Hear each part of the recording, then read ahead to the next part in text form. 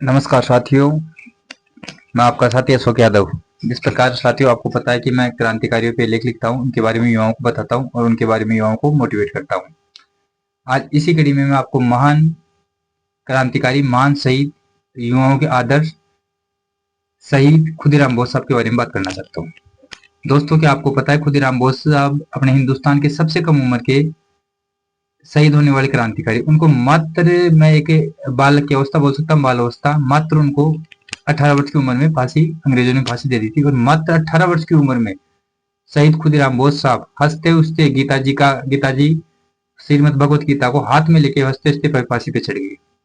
ये क्या आप सोच सकते हो, एक मात्र 18 साल का युवा इतना नाम करके चला गया। मात्र 18 साल उनकी उम्र थी। उनका जन्म 3 दिसंबर 1889 को अपने मेदिनापुर बहुबेनी गांव बंगाल में, तो खुदीराम बोस साहब का जन्म हुआ था। और इनको 11 अगस्त 1908 को मुजफ्फरनगर बिहार के अंदर फांसी दे दी गई थी, जब भगत सिंह साहब के जन्म से 1 महीने पहले इनको फांसी हो गई थी। तो मैं आज इन्हीं के बारे में बताना चाहता हूँ। एक संक्षेप में खुदीराम बोस साहब का वर्णन करना चाहता हूँ। साथियों, अगर आपको भी मौका मिले तो ऐसे क्रांतिकारियों के बारे में जरूर पढ़िए। खुदीराम बोस साहब के या उनके बारे में आपको कैसे बताऊं। ना तो मेरे हिसाब से वो युवक तो नहीं थे, एक बालक ही थे।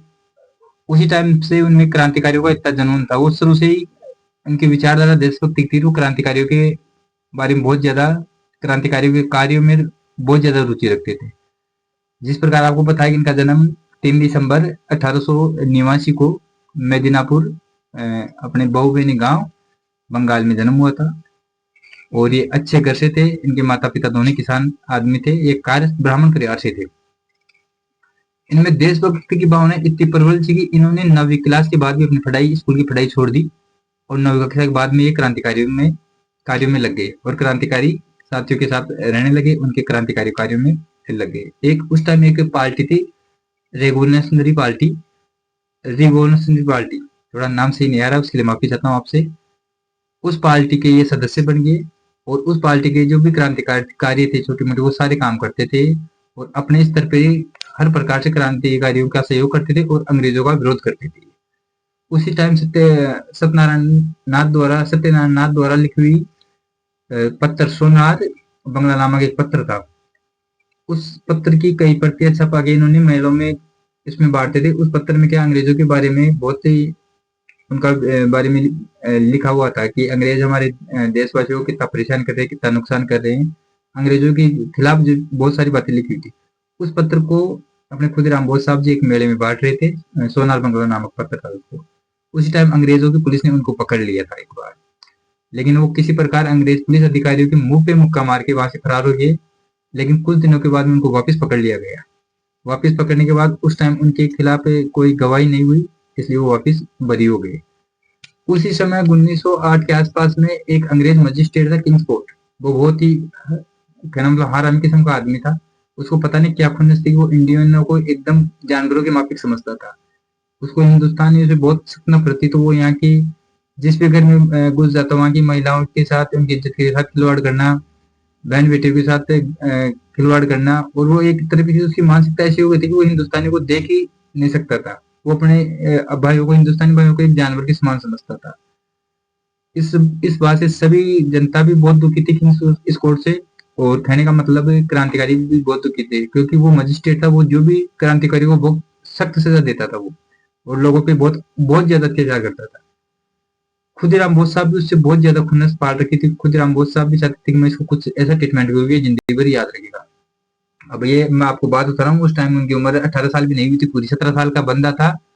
और सामने था एक मजिस्ट्रेट, अंग्रेजों का British magistrate Kingsford. Khudiram Bose साहब और प्रफुल्ल चंद पांडे ने कुछ प्लानिंग की और किंग्सफोर्ड की गाड़ी पे उन्होंने उनकी बग्गी पे बम फेंकने का प्लान किया।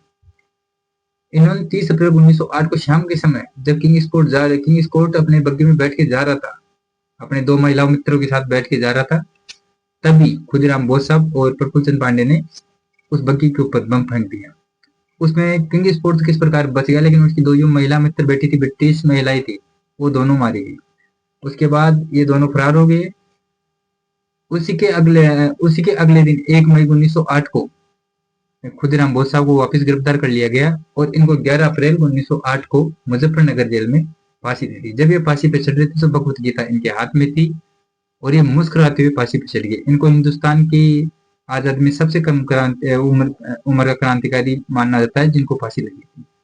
इनके बारे में और भी डिटेल्स में कभी एक पूरा विस्तार से वीडियो बनाऊंगा, उसके बारे में बताऊंगा। लेकिन अगर आप युवा तो इस वीडियो को जरूर सुनना और आपकी उम्र से कंपेरिजन करना कि हम कहाँ पे है और वो 18 साल की उम्र में क्या करके आज भी हम उनके बारे में बात करें। दोस्तों, जवानी उसको बोलते हैं, ये जो अपन जी रहे इसको नहीं बोलते। ये जवानी नहीं होती। जवानी वो होती है कि आज उनको मान लो कि 100 साल से ऊपर हो गए, उनको शहादत पाई हुई, लेकिन आज भी हम उनके बारे में बात करते हैं, उनको याद करते हैं, एक मात्र 18 साल की उम्र। तो दोस्तों, आपको थोड़ा बहुत खुदीराम बोस साहब के बारे में बताने की कोशिश किया हूँ। कभी आप कोई भी उनकी बुक मार्केट से बुक खरीद के पढ़ना, आपको बहुत अच्छा लगेगा, बहुत गर्व फील होगा कि ऐसे भी अपने क्रांतिकारी थे। ठीक है साथियों, नमस्कार, जय हिंद, जय भारत।